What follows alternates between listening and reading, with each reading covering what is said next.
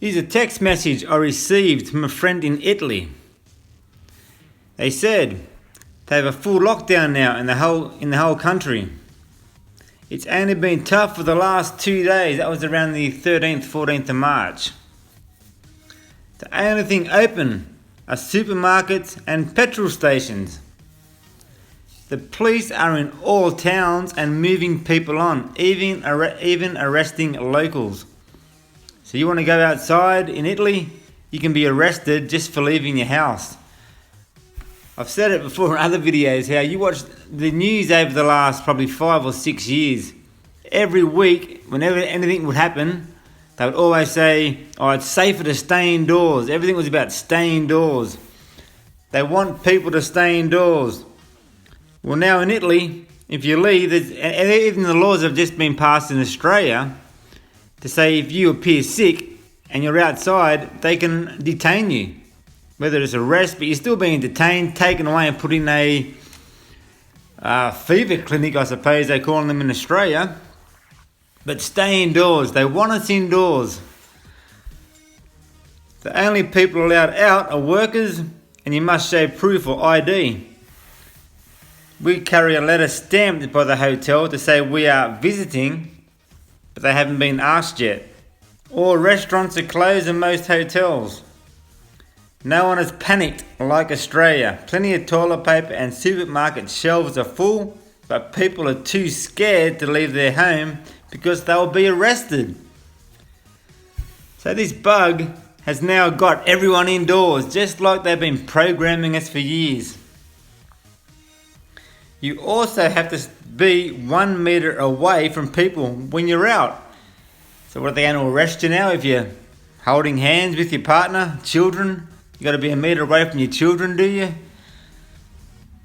Most ferries are only operating for workers now, not tourists.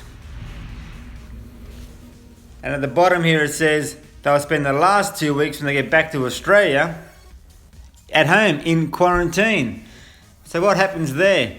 If they leave home and maybe get pulled over by the police while driving and they get their license checked, is there going to be an alert to say these people you've just pulled over should be at home?